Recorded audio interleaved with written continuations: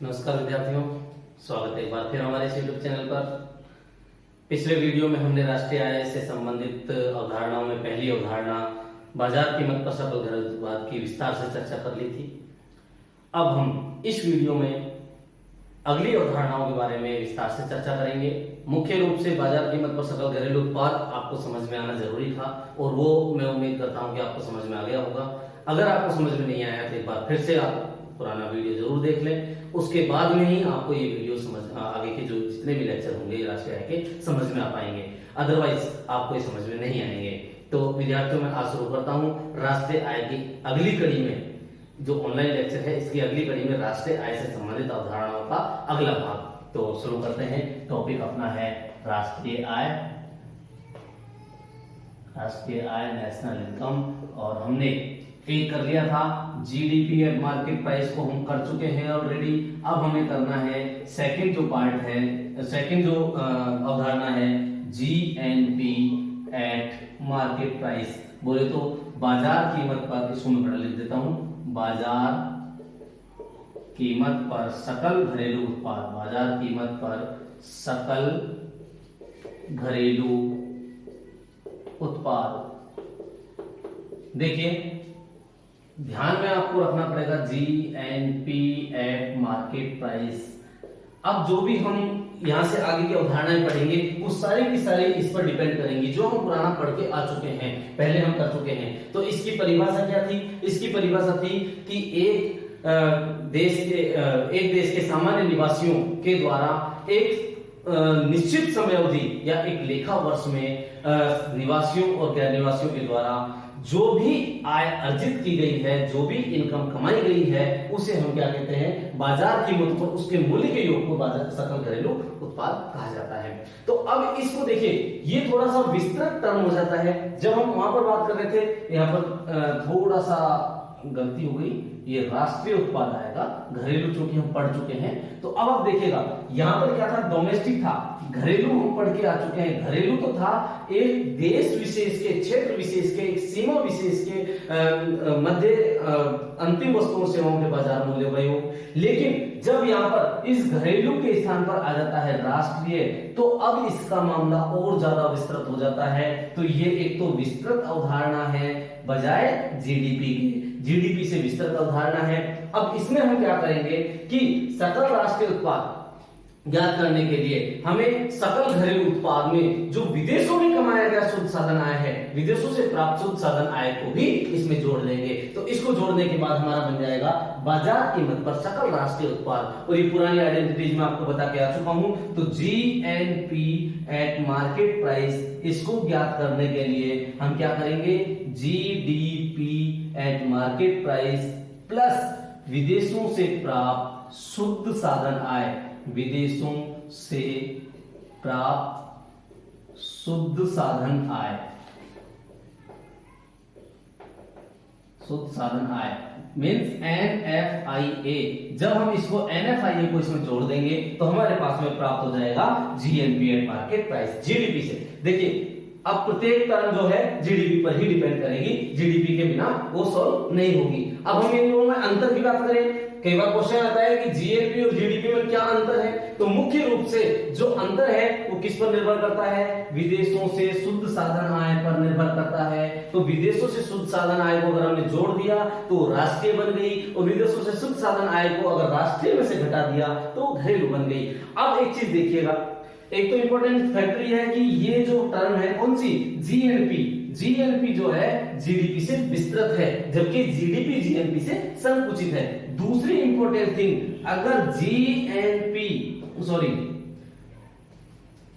विदेशों से शुद्ध साधन आय अधिक है, किससे? जीडीपी से। जीडीपी से अगर विदेशों से शुद्ध साधन आय अधिक है तो क्या होगा? या फिर इसको हम कह सकते हैं कि अगर ये धनात्मक है तो जीएनपी क्या होगी? GNP is greater than GDP. अगर शुद्ध साधन आय क्या NFIA अगर पॉजिटिव है, और दूसरी स्थिति में अगर NFIA क्या है? ऋणात्मक है, नेगेटिव है, तो उस स्थिति में हो जाएगा GNP is less than GDP, तो जीएनपी उस स्थिति में जीडीपी से कम हो जाएगा। ये दोनों इंपॉर्टेंट थिंग है, इनको ध्यान देने की बात है कि अगर हमारा विदेशों से शुद्ध साधन आय धनात्मक है तो जीडीपी कम होगी, जीएनपी ज्यादा होगी, और अगर विदेशों से शुद्ध साधन आय ऋणात्मक है तो उस स्थिति में जीएनपी कम होगी, जीडीपी हमारी ज्यादा होगी। तो इस प्रकार से हम बाजार कीमत पर सकल राष्ट्रीय उत्पाद की व्याख्या करते हैं। अगला जो हमारे पास में अवधारणा आ जाती है वो आती है बाजार कीमत पर शुद्ध घरेलू उत्पाद की। चलिए इसको साफ कर देता हूं मैं। छोटी छोटी अवधारणाएं हैं, अब इसमें ज्यादा समस्या वाली बात नहीं है, और ऑलमोस्ट मैं आपको बता चुका हूं। मेन जो है जीडीपी एट मार्केट प्राइस है। हम नेक्स्ट थर्ड लेते हैं बाजार कीमत पर शुद्ध घरेलू उत्पाद, शुद्ध घरेलू उत्पाद। देखिए विद्यार्थियों, इसको हम कह सकते हैं NDP at market price, net domestic product किस पर? मार्केट प्राइस पर। तो इसमें हम क्या करेंगे, अब चूंकि यहां पर शुद्ध है और यहां पर क्या था? सकल था। सकल में क्या होता है? मूल्य ह्रास हमारा शामिल होता है। जब हम शुद्ध अवधारणा की बात करते हैं तो शुद्ध अवधारणा मूल्य ह्रास शामिल नहीं होता है। तो सीधी सी बात है, जब हम जीडीपी से क्या निकालना है? एनडीपी निकालना है। पिछले वीडियो में मैं आपको बता चुका हूं, उस स्थिति में हम क्या करते हैं? मूल्य ह्रास को घटा देते हैं। मूल्य ह्रास को क्या कर देंगे? को घटा देंगे। वही बात है, जीडीपी और एनडीपी के बीच में जो अंतर है वो किसका है? केवल और केवल मूल्य ह्रास का है। जब हम मूल्य ह्रास को घटा देंगे जीडीपी में से तो हमें मिल जाएगी एनडीपी, और अगर एनडीपी में इसको क्या कर दिया? जोड़ दिया जाए तो हमारे पास में क्या आ जाएगा? जीडीपी। तो इसको सूत्र के रूप में हम लिख सकते हैं NDP at market price equals to GDP at market price minus depreciation, और इस प्रकार से हमें क्या मिल जाता है? एनडीपी एट मार्केट प्राइस मिल जाता है। अंतर दोनों में मूल्यह्रास का है, और इसके अलावा और कोई ज्यादा अंतर वाली बात नहीं है। अगली बात करते हैं, अगले जो टर्म है हमारे पास में जीडीपी एट राष्ट्रीय आय की अगली अवधारणा और चौथी अवधारणा जो है बाजार कीमत पर हम बात करते हैं। बाजार कीमत पर शुद्ध राष्ट्रीय उत्पाद, शुद्ध राष्ट्रीय उत्पाद, तो ये क्या हो जाएगा? NNP eight market price. NNP eight market price ज्ञात करने के लिए हम क्या करेंगे? जो जीडीपी है, जीडीपी में से क्या करेंगे? माइनस कर देंगे डेप्रिसिएशन और प्लस कर देंगे एनएफआईए, तो उस स्थिति में हमारे पास में ये क्या मिल जाएगा? एनएनपी एट मार्केट प्राइस मिल जाएगा। तो इस प्रकार से अब जो मेन जो अवधारणा थी हमारी वो पूरी की पूरी जीडीपी पर डिपेंड है। जीडीपी हमें समझ में आना चाहिए था, सकल घरेलू उत्पाद हमें समझ में आना चाहिए था, वो समझ में आ गया तो हमारी आगे की अवधारणाएं सारी की सारी बहुत इजी गोइंग में समझ में आ जाएंगी। चलिए अगली जो अवधारणाएं हैं, अब ये तो होगी बाजार कीमत की चारों अवधारणाएं। बाजार कीमत पर हमें कोई समस्या नहीं है। अब हम बात करते हैं जो साधन लागत है उस पर क्या, उनको कैसे ज्ञात किया जाएगा और उनका किस प्रकार से हम अध्ययन कर सकते हैं। जो अगली पांचवी अवधारणा है हमारी साधन लागत पर सकल घरेलू उत्पाद, जीडीपी एट फैक्टर कॉस्ट। देखिए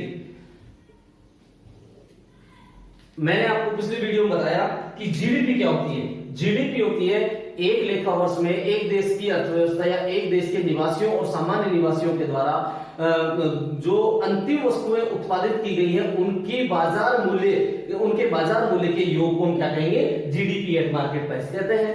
अब यहां पर हमें साधन लागत पर ज्ञात करना है, तो मैंने आपको पिछले वीडियो में आपको एक आइडेंटिटी बताई थी, याद होगा आपको, कि जब हम बाजार मूल्य से, बाजार कीमत से क्या करते हैं? साधन लागत ज्ञात करते हैं, साधन लागत ज्ञात करते हैं, तो उस स्थिति में बाजार कीमत से साधन लागत ज्ञात करने के लिए हमें क्या किया जाता है? एक टर्म है हमारे पास में शुद्ध अप्रत्यक्ष कर, शुद्ध अप्रत्यक्ष कर, इसको क्या करते हैं? हम घटा देते हैं। घटा देंगे।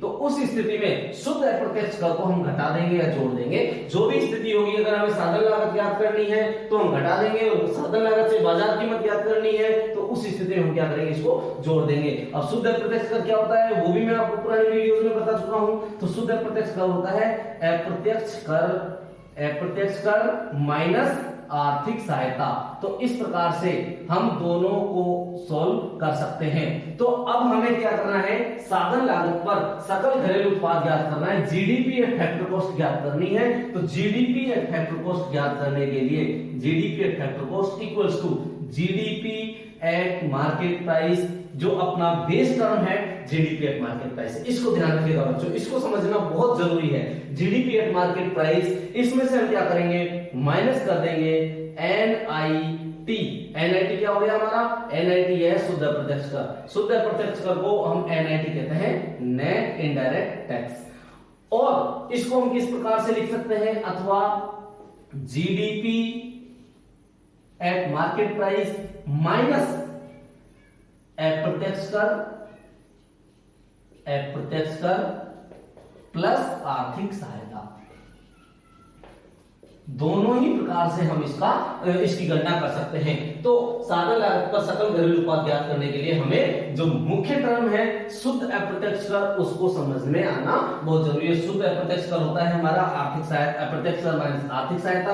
अब देखिए इसमें थोड़ा सा आपको समझ में नहीं आ रहा होगा कि सर यहाँ पर तो माइनस है, ये प्लस कैसे आया। ये प्लस ऐसे आया क्योंकि यहाँ पर माइनस है, और जब हम एनआईटी की बात करते हैं तो ये जो है बीच में माइनस आता है, और माइनस माइनस क्या हो जाएगा, यहाँ पर प्लस हो जाएगा। तो इस स्थिति में GDP at market price minus अप्रत्यक्ष कर प्लस आर्थिक सहायता। तो इस प्रकार से हम क्या कर सकते हैं, जीडीपी एट फैक्टर कॉस्ट को क्या कर सकते हैं। तो इस ये भी जो साधन लागत की अवधारणाओं में मुख्य अवधारणा है, और इसके बाद में जो भी अवधारणा आएंगी जीडीपी एट मार्केट प्राइस और जीडीपी एट फैक्टर कॉस्ट से ही उनको अपन सॉल्व करेंगे। नेक्स्ट बात करते हैं छठी अवधारणा, साधन लागत पर सकल राष्ट्रीय उत्पाद। साधन लागत पर सकल राष्ट्रीय उत्पाद जीएलपी एट फैक्टर कॉस्ट, जो हम लास्ट वीडियो करके आए थे उसमें चार्ट के द्वारा मैंने आपको समझाया था, वो उस समय आपको समझ में आ गया होगा। एक बार फिर मैं बता रहा हूं तो इसमें भी आपको समझ में आ जाना चाहिए। तो सकल राष्ट्रीय उत्पाद किस पर, साधन लागत पर। तो इसको ज्ञात करने के लिए GLP at factor cost equals to क्या करेंगे, हम GDP at market price minus GDP at market price. अब पहले हम देखेंगे कि घरेलू से हमें क्या बनाना है, राष्ट्रीय बनाना है। तो जीडीपी से हमें राष्ट्रीय बनाने के लिए क्या करना पड़ेगा, पहले तो हमें घरेलू से राष्ट्रीय बनाना है, तो प्लस एनएफआईए, पहले हमें प्लस करना पड़ेगा एनएफआईए। फिर हमें क्या करना है, साधन लागत ज्ञात करनी है, क्योंकि मार्केट प्राइस दे रखा है तो माइनस हम कर देंगे एनआईटी, और इस स्थिति में हमारे क्या मिल जाएगा, जीएनपी एट फैक्टर कॉस्ट। और हम इसको कैसे निकाल सकते हैं, GDP at factor cost plus NFIA, इस प्रकार से भी निकाल सकते हैं। सपोज करो साधन लागत पर आपको सकल घरेलू उत्पाद दिया हुआ है, उस स्थिति में आपको निकालना है, तो आपको सिर्फ और सिर्फ एनएफआईए को इसमें जोड़ना पड़ेगा, और आपका ये जीएनपी एट फैक्टर कॉस्ट निकल के आ जाएगा। नेक्स्ट अवधारणा आ जाती है सातवीं अवधारणा है साधन लागत पर शुद्ध राष्ट्रीय उत्पाद।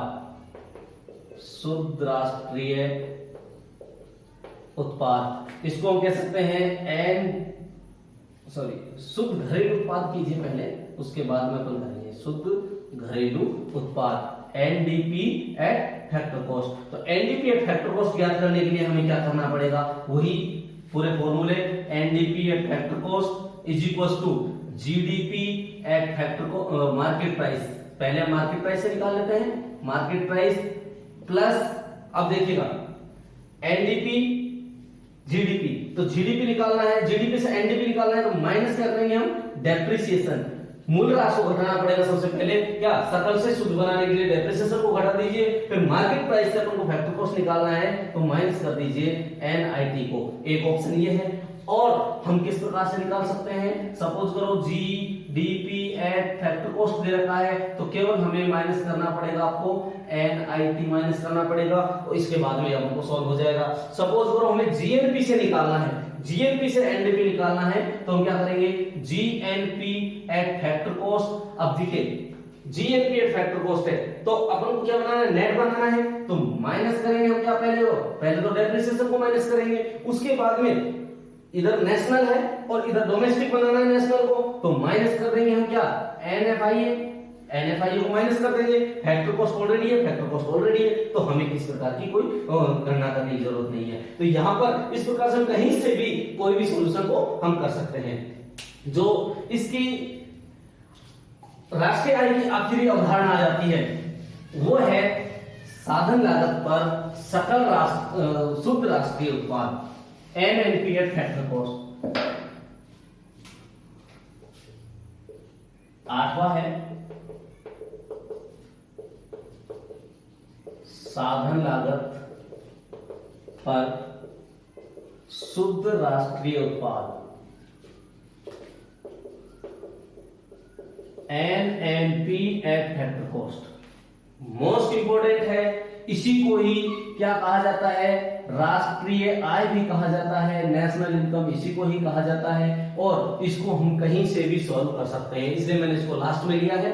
अब देखिएगा, जब हमें NNP एट फैक्टर कॉस्ट निकालना है तो हम क्या करेंगे, GDP एट मार्केट प्राइस से सॉल्व करना हो तो हमें क्या करना पड़ेगा, पहले तो हमें डेप्रिसिएशन को माइनस करना पड़ेगा, बिकॉज सकल से हमें क्या बनाना है, शुद्ध बनाना है। फिर हमें क्या करना पड़ेगा, डोमेस्टिक से नेशनल बनाना है, ये देखिए डोमेस्टिक से क्या बनाना है, नेशनल बनाना है, तो प्लस करना पड़ेगा NFIA, और फिर उसके बाद में मार्केट प्राइस से बनाना है फैक्टर कॉस्ट, तो हमें करना पड़ेगा माइनस NIT। एक सूत्र तो आपका ये हो जाएगा। दूसरा हम देखें, NNP एट फैक्टर कॉस्ट निकालना है, हमारे पास में दे रखा है NDP एट मार्केट प्राइस दे रखा है। अब देखिए नेट नो चेंज, डोमेस्टिक से हमें बनाना है क्या, नेशनल, तो प्लस आप कर दीजिए NFIA। उसके बाद में आप देखिएगा मार्केट प्राइस से हमें क्या बनाना है, फैक्टर कॉस्ट, मार्केट प्राइस से फैक्टर कॉस्ट बनाना है, तो हम क्या करेंगे, माइनस NIT कर देंगे। एक ऑप्शन ये हो गया। अब सपोज करो आपको वही NNP निकालना है, NNP एट फैक्टर कॉस्ट निकालना है, आपको दे रखा है NDP या GNP एट मार्केट प्राइस दे रखा हो, GNP एट मार्केट प्राइस दे रखा है। उस स्थिति में क्या करेंगे, अब ग्रॉस से आपको क्या बनाना है, नेट बनाना है, तो ग्रॉस से आपको नेट बनाना है, तो उस स्थिति में हम पहले करेंगे डेप्रिसिएशन को माइनस, मूल्यह्रास को घटाएंगे, उसके बाद में हम क्या करेंगे, नेट नेशनल, तो नेशनल ही रह जाएगा, नेशनल रह जाएगा, तो अपन को कोई चेंज करने की नो चेंज है ना। और फिर मार्केट प्राइस से क्या करना है, फैक्टर कॉस्ट बनाना है, तो माइनस कर देंगे NIT। इस प्रकार से हमें तीन चीजें थी, NFIA, डेप्रिसिएशन और NIT, इन तीन चीजों को ध्यान में रखना है। जब आपके ये तीनों चीजें ध्यान में है तो आप इसकी जो 8 अवधारणाएं मैंने बताई है, कोई सी भी ऐसी अवधारणा नहीं मिलेगी जिसको आप सॉल्व नहीं कर पाएंगे। बहुत ही इजी गोइंग है, और इसको आप घर पे बैठ कर प्रैक्टिस करेंगे तो आपको बहुत आसानी से चीजें समझ में भी आ जाएंगी। आज के वीडियो में हम इनके बारे में चर्चा करेंगे। अगला वीडियो जो आएगा उसमें हम राष्ट्रीय आय के बाद निजी आय, व्यक्तिगत आय और व्यक्तिगत प्रयोज्य आय, इन तीनों के बारे में चर्चा करेंगे। और आज के वीडियो में इतना ही, आप इसको पूरा देखिए और लगातार बने रहिए हमारे इस यूट्यूब चैनल के साथ में। आपको इस कोविड-19 के दौर में पूरा पढ़ाई के लिए सहयोग मिलेगा, और पूरी जो तैयारी के लिए आपके पास में जो भी मटेरियल होगा वो अवेलेबल करा दिया जाएगा। तो हमारे चैनल को जरूर सब्सक्राइब करके रखिएगा। नमस्कार।